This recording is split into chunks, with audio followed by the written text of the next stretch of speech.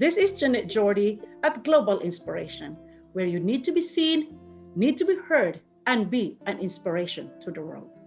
Our Christmas edition is very special to us with a very special guest. She came from Argentina. She came here in Madison, Wisconsin at an early age of 19 years old, tagging along her 7-month-old baby with her parents. She speaks only Spanish and she enrolled classes offering ESL. ESL means English as a secondary language. She was the former Executive Director of UNIDOS, and she is now the owner and the managing director of a law firm. Ladies and gentlemen, with pride and joy, let us all welcome Cecilia Gillhouse. Cecilia, good afternoon. Good afternoon. Good afternoon, everybody. Before we will proceed to the main interview, I would like to remind all the viewers to subscribe at Global Inspiration. Click on the bell button so you will get notification every time a new video is released, and enjoy the show. So Cecilia, I have a question for you. You came to Madison, Wisconsin when you are 19 years old with your parents, and you were tagging your 7-month-old baby. And you came from Argentina, you don't speak English, you speak only Spanish, and you came to Madison, Wisconsin. And after 4 days, you have decided to stay because you found Madison, a beautiful city, as well as the state as a gorgeous one. Can you share with the viewers why the sudden move? Ooh, it's I'm gonna try to make it short, but Mm, there are so many things that happened, and I was 19 years old. I just finished high school, and I was from Buenos Aires, Argentina, and I never left home before. mhm. And I was the first person in the family talking about living, not the city, living the country. Yeah. We are not coming from a family of immigrants, or this was completely new to them, and it was not very well received. Let me Okay. tell you. But then, yes, my parents decided that I was not going to leave the country without them and my 7-year-old baby boy. And the main reason why I left is I was escaping. I was in a very abusive relationship, and I had a very abusive and unhealthy relationship with my boyfriend at the time. And then I got pregnant, and I was able to finish high school, but with so many challenges. So I put my life at risk so many times with him, and now I was a baby too, and I thought that the only way to survive, and it was to run away. And at the time, we have a family here in United States, actually in Madison, Wisconsin, who was a family of the or friends of us, and they said, well, if you want to try for a couple of months, you can take a little break, and come here. I was supposed to know English because I had English as a second language classes all my high school, and I went to private classes, so they assumed that I was bilingual. So I say, sure, why not? And I thought it was my chance, a new opportunity, not just for me.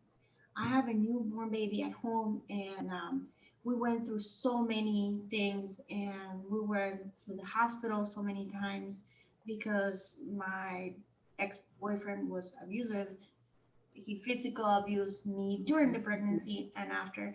So, it was not an easy decision. It's not like you wake up one day and say, I'm leaving. It's Yeah. not easy. You need the money. Yeah. My parents owned a small business, and we had to sold everything to be able to Yeah. come and buy the flight tickets. You don't imagine how expensive it is. And by the way, that was my first flight ever. That's good. And I find you very strong leaving an abusive relationship. And I was about to ask you what kind of abuses you receive. And it's more on physical and maybe verbal too.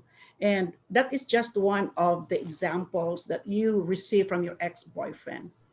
So when I say that you are coming from Argentina and you're moving to United States of America, you have cultural challenges. Can you elaborate this? So many. I think we don't realize Mm, when we are in our home or country home that things are different. You know, mhm, when you leave town, things change. And I'm gonna tell you a little short story. When I arrived, the first airport that I arrived was in Georgia, Atlanta. okay. And this was in 2001 when not many people were bilingual or staff in the airports were bilingual. So nobody spoke Spanish at the time.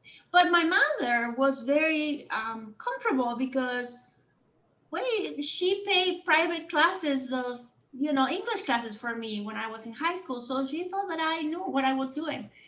And then when we arrived and we were, waiting for the next flight, the connection to Chicago. I find out that I didn't know anything. I I couldn't understand a word, and I'm not joking. It was I almost cried because people was talking to me fast, and I never had that experience. I mean, I read it from the books, and I was very good in Mm, exams and tests, But when you are in front of people who were where English is the native language, you're like, what? Slow down, please. And then another thing is that I learned the old English. Maybe I was gonna be okay if I went to UK, but not here. yeah. Where the English is very different, especially in Georgia, they have an accent, and Mm, I didn't know that. And now I know. So language was the biggest yeah. challenge. Yeah. I arrived in the airport where I couldn't find the restrooms, Mm, then later the food, we couldn't find anything. First because we didn't know how to read the labels to see what it was included in the menu. Um, Different flavors, different menus. yeah. Yeah. The beverage, the Yeah. thing. Yeah. What do you drink? Water to be safe. I'm gonna order just water because Yeah. I don't know, or Yeah. a Coke because Yeah. everybody knows a Coke here, Coca-Cola here Yeah. or there. Yeah. But so food, music, we just noticed when we arrived that the music in the airport was all in English. It was Yeah. different. The music that we didn't recognize. Or clothes, it was different. We don't notice those things, but when you are in a different country, then you notice that the styles are different. My 7-month-old was coming and I was holding my baby. And I learned when I left the airport, the person who actually, the family who picked us up from the airport said, well, he needs to go in the chair. And I'm like, what chair? Yes, it's a car seat. This is a car seat. The baby goes safe Mm, here. And I'm like, what is that? We didn't have that. yeah. And it took me 1 hour and a half of Tomas, my son, um, crying like crazy to calm down him because he didn't want to be in the car seat. Yeah. We used to Yeah. drive the car and hold the babies Yeah. and have that. Too many things that Yeah. Yeah. you And don't know yeah, about. yeah, exactly, exactly. So I understand you have different jobs in different places, but there's one job that you consider to help you speak English, and that is being a caregiver. You consider, and I consider it to be a stepping stone that open more doors. Can you explain or elaborate what are these other doors? Oh, yes. If it's okay, I guess. Dreamweavers Inc. That was the job that actually was my the breach. I call it the breach. Mhm. One of those doors that open. You know, I feel very like a privileged woman because aside of the challenges that were mentioned, I have so many good people around me that help me to get to the next step, in life. Like you can improve this, you can do something else. And it's not just that I wanted to do something else, it's just that I have people around me that help me to get there. It's not that you are gonna do it alone. Um, it's the teamwork. It's teamwork. Yeah. And so I wanted to apply to this job. I used to work in a factory packaging batteries, but we have a group of disabled people there that they were working with us as part of their therapy and work program. So they were there for a couple hours a day. So we spent time together. One of the managers or one of the caregivers say, "You're very good with them. You should apply to our job. I think you'll be good." And I'm like, I don't speak English enough to do that. And trust me, I didn't speak English enough. Yeah. And he say, "But you're good with people, so Yeah. you should try and learn English," he said. I always remember that. Yeah. So I did. I applied, and they called me for an interview, and I have an interpreter with me. Oh. And I will always remember the supervisor, Grace, and she said, "Well, I will allow to have somebody else an interpreter for us now because I wanna know about you, and I think I don't know, it's something that I feel like you will be good at this job." And I thought, wow, such a good person to give me the chance to do it, with an interpreter. So the interpreter was there in the interview, and she said, "I'll give you 6 months. I'm gonna hire you. You're gonna work, learn about this job, and you're gonna go to English classes. And next meeting, we're gonna be here without the interpreter. You are gonna be here, and you're gonna talk to me, and we're gonna challenge ourselves that from now on, and for now in 6 months, you'll be able to communicate with me." Yeah. And I did. Okay.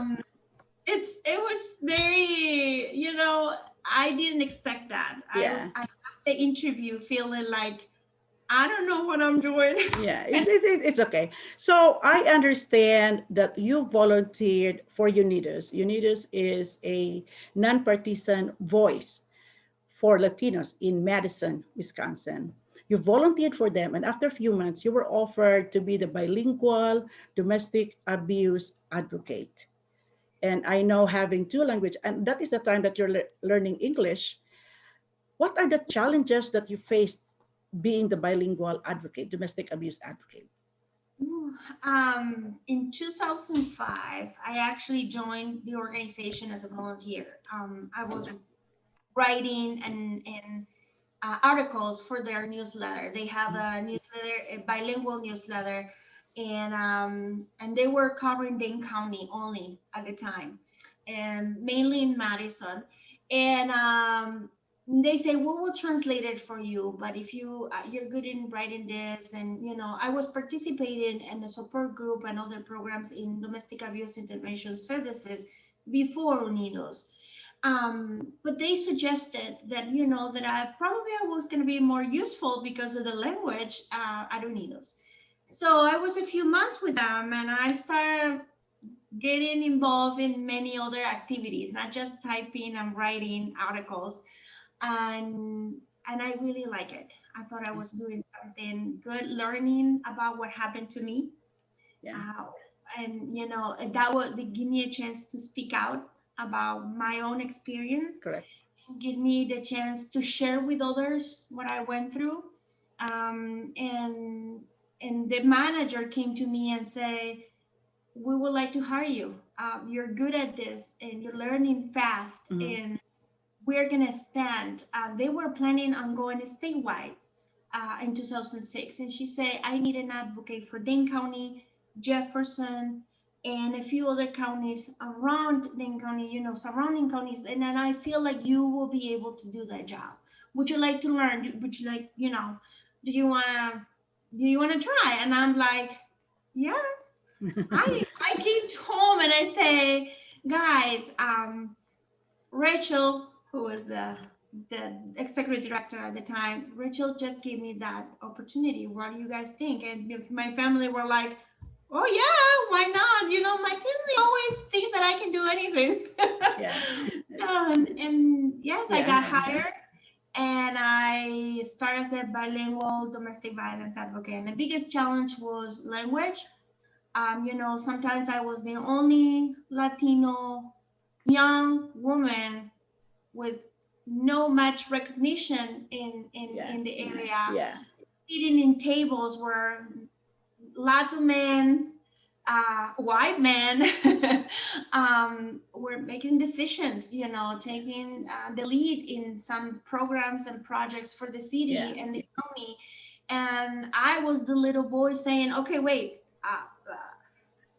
here I am. Hello, and this is our experience. This is what happened to us, and this is what we need. Yeah. So sometimes I feel a little intimidated, but right away I was like, you know, I feel like this is what I need to do. Not many Okay. of us are so privileged to have these opportunities, so I had to Yes. make it worth Yeah. it. So I understand that despite the challenges in life's journey, you were promoted to be the executive director of UNIDOS. Can you share with the viewers at least two of the main roles that you do as the executive director, and what are the challenges that you were facing before?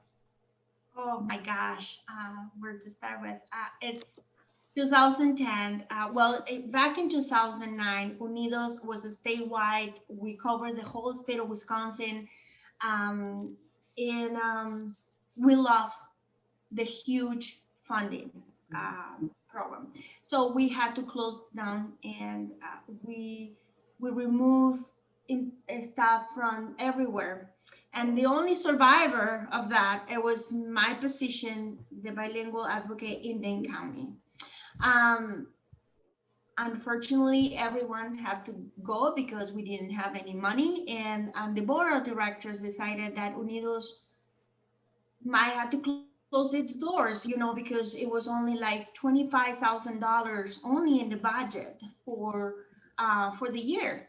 And in January 2010, they came to me and say, we need to hire a person who knows about this organization, who had the passion about it, and see what are we gonna do. If we're closing, we need to close and do something good before we close and give people the chance to be referred to other programs. So we need somebody who can be the connection, or somebody who wants to, rebuild the organization and see if we have a chance to survive.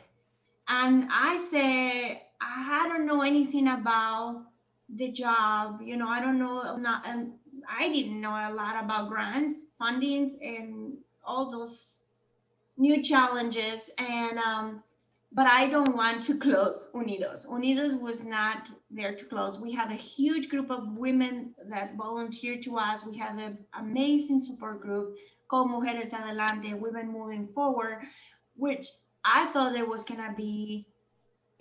enough for me to try, So I accepted the position.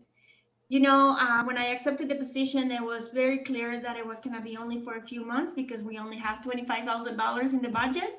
And they say, look, it could be just a few weeks or a few months, and we'll be done. And I'm like, no, we're not.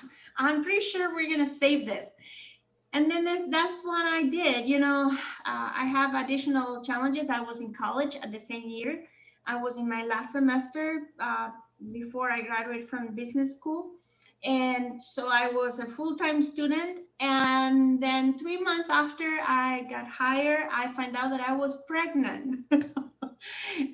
So it was 2010 was a challenging year, but I hired a person to work with me, and and we saved the organization. We got money from the city. I learned about grants.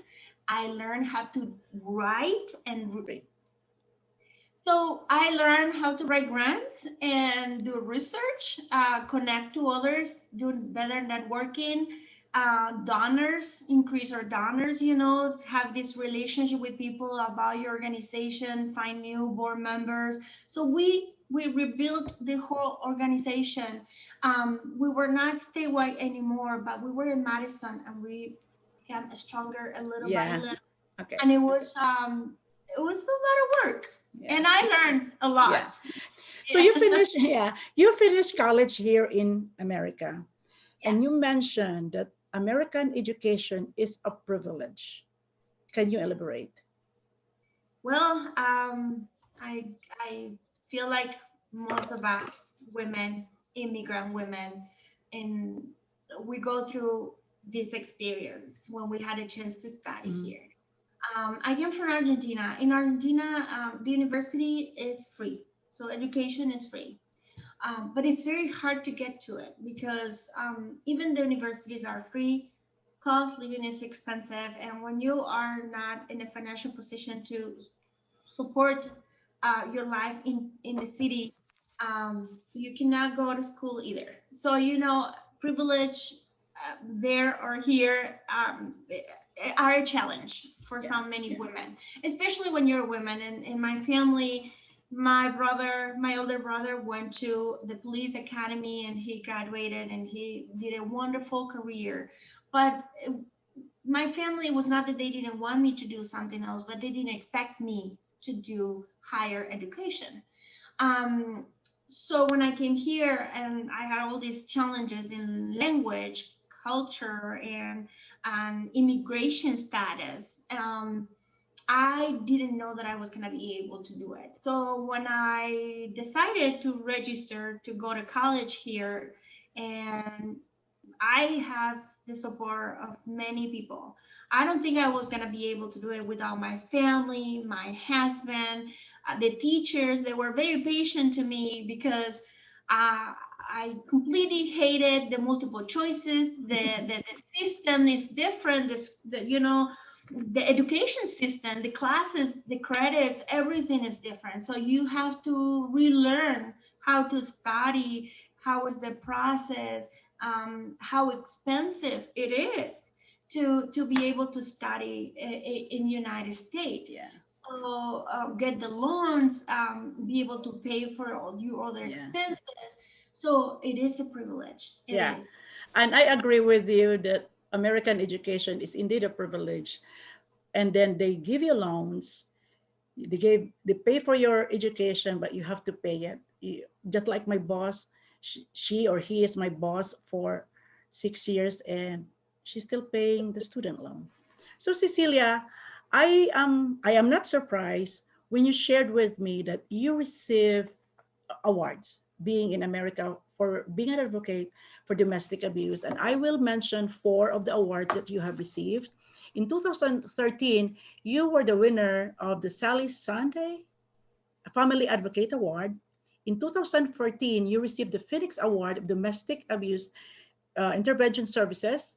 In 2018, you were one of the unsung heroes of the Wisconsin legal community. And in 2020, this year, you received the Diversity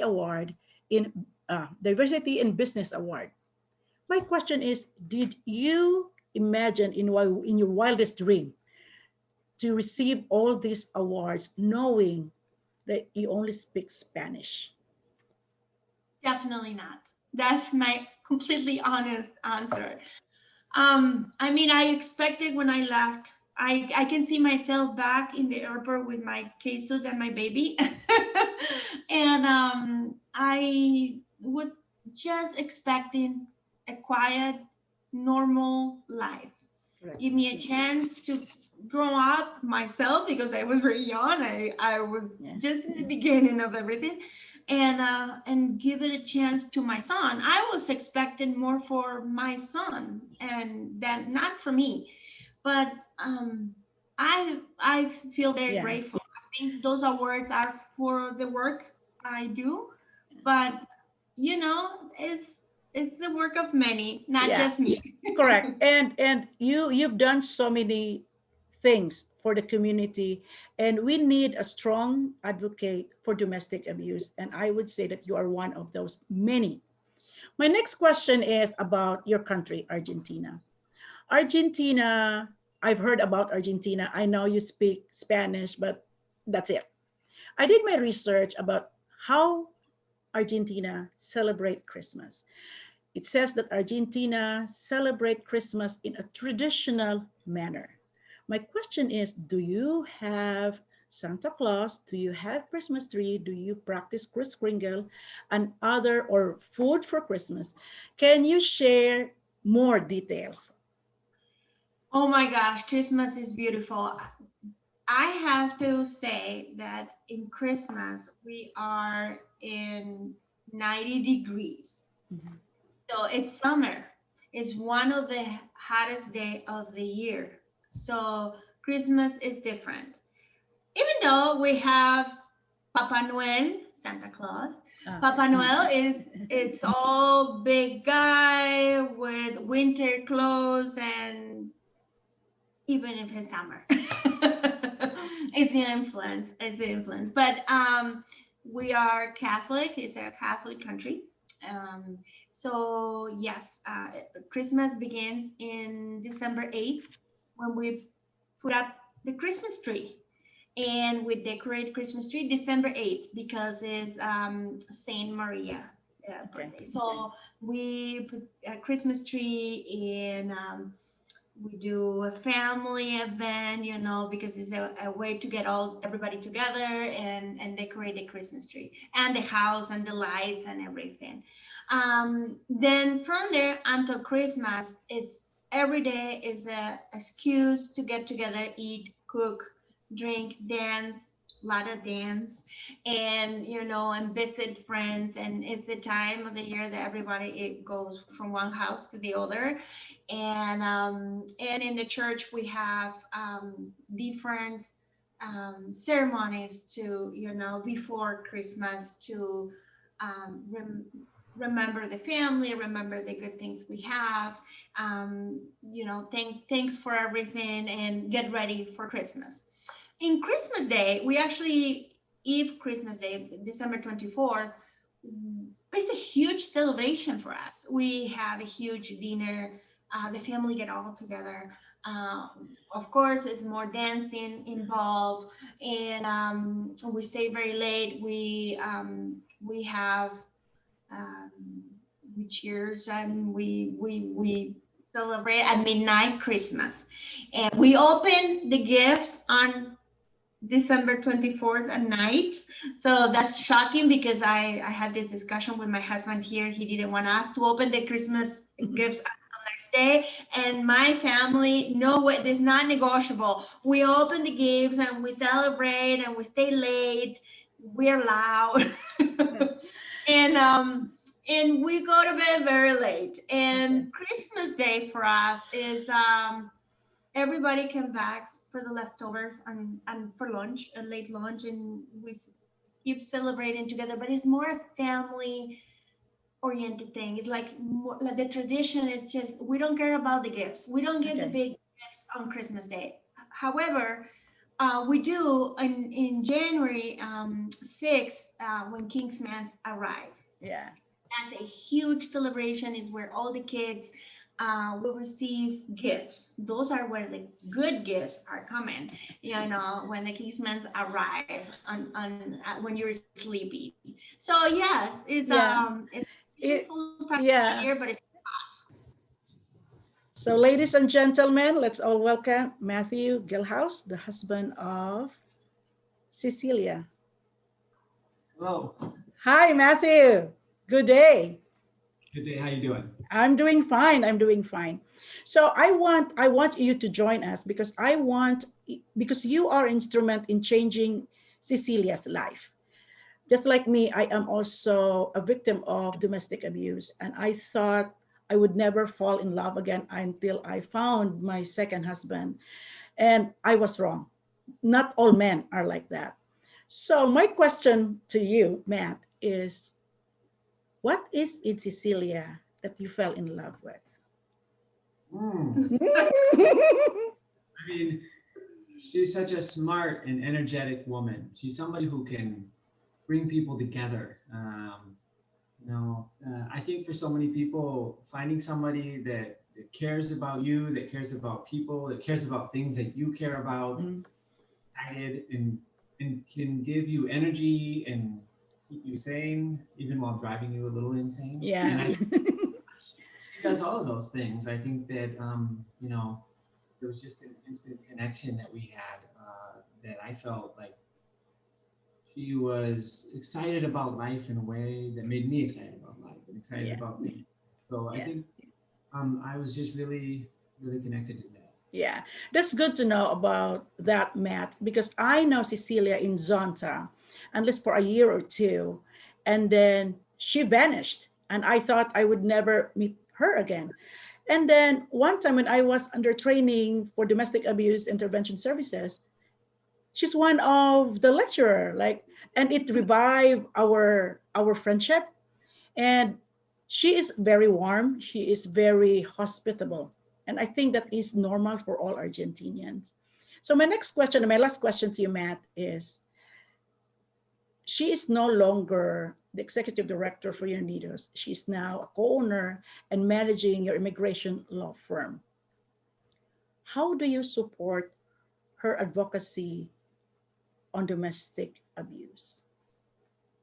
I feel very strongly about how important that mission is. And I'm entirely happy to have her do whatever she has the energy to do in that field. And it can be a very draining field. I know that she was really tired and needed a break. And so when she stepped down, I think that was a good time for her to take a step back. But I know she misses that and she knows how important that mission is. And I think she wants to stay connected. And so whenever things arise, trainings or other things that she wants to do, I'm always happy to support her with those things. Yeah. Can you share any inspirational thoughts for people who come to a country and they do not know the language and the challenges that they have met, or anything that you want to share with the viewers? Wow, there are so many things that I would like to say, because we are getting ready to leave. We don't realize how it's gonna be. It's hard. And you feel alone so many times. It's like it's just even if you know somebody, you have a connection here, it's not the same thing. You don't have your family, you don't have your home, so you need to start from zero. But it is worth it. And there are so many things in your community. You have to get connected. Reach out to people. People is there to help. Community centers, they will open the door, they will help you to start with. And don't feel embarrassed, because so many times we feel like I'm failing, I have to look for help. No, failing is to stay at home and not look for help, actually, because those programs are for us, and we have to use them. We have to learn, and they will be willing to help you to learn how to do it, how things work here, the language, the work, the school, the legal system, Yeah. everything. They will help you. So reach out to people. Don't be afraid of. We all make mistakes, and it's normal and it's okay. We learn from them, and we will Yeah. survive and recover. Yeah. Thank you very much, Cecilia and Matt, for the interview this afternoon. I totally appreciate that. And I agree with you, Cecilia, that we have to reach out. People, even though reaching out and asking for help, they are so embarrassed. No, it's not. You have to face the world, because you cannot do this all by yourself. You need to have the assistance of the community. Thank you again. Thank you very much, Cecilia and Matt. Again, this is Jeanette Jordy at Global Inspiration, where you need to be seen, need to be heard, and be an inspiration to the world.